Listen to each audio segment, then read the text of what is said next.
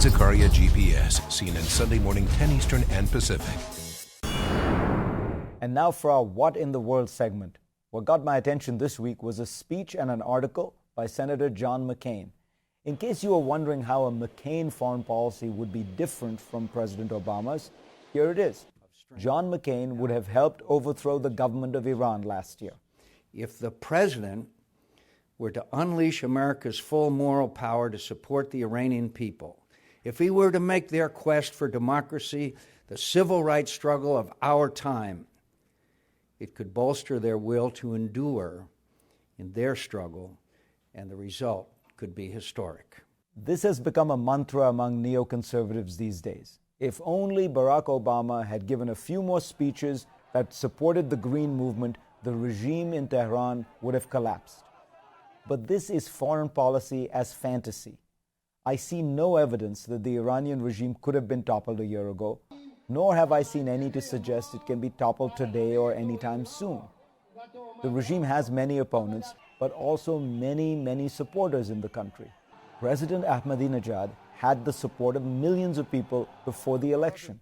A 2009 telephone poll of Iranians by two American think tanks found Ahmadinejad leading Mousavi by more than 2-1.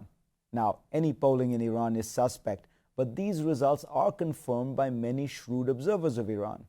Once you get out of the cities into rural areas, among the poor, the devout, Ahmadinejad continues to have a following, and he plays to the religious and nationalistic feelings of many Iranians.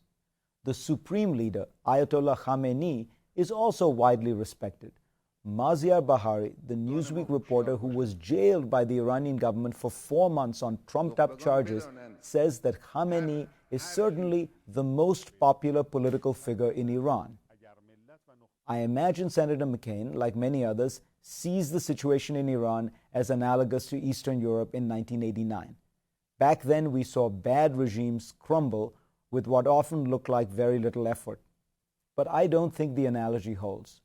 Those dissenters 20 years ago had three things on their side in Eastern Europe: nationalism, because communism was imposed by the Soviet Union; democracy; and religion, because communism forbade religion.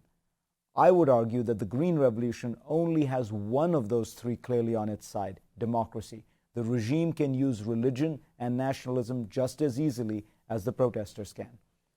McCain simply does not seem to understand the regime he wants to overthrow. Is it any wonder that this is the same regime that spends its people's precious resources not on roads or schools or hospitals or jobs that benefit all Iranians, but on funding violent groups of foreign extremists who murder the innocent? In fact, the Iranian government spends vast amounts of money on subsidies for the poor and lower middle classes, their base of support. Iran has high literacy, decent healthcare, and many social programs. The economy is a mess, but its defense budget is not staggering. It's about $8 billion. America's, by the way, is about $660 billion. Look, the Iranian regime is very repressive at home and up to no good abroad.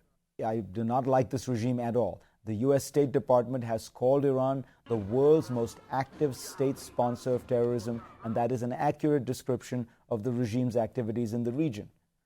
But I think much of Senator McCain's rhetoric plays into what is a kind of recurring American fantasy, that all good things always go together and all bad things go together, that men like Ahmadinejad are evil, also have no legitimacy, are also unpopular, and preside over a fragile regime about to collapse.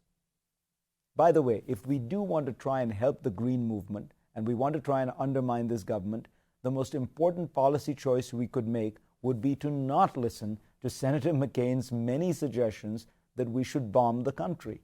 That old Beach Boys song, Bomb Iran, you know, bomb, bomb, bomb, bomb. Anyway. Now, John McCain was joking when he said that, but he has on many occasions seriously suggested that bombing Iran might be the only way to stop its nuclear program. Now, if you want to find a sure way to have the country rally around the regime, if you want to destroy the Green Movement, if you want to give Ahmadinejad lots of international sympathy and support, what we should do is bomb Iran.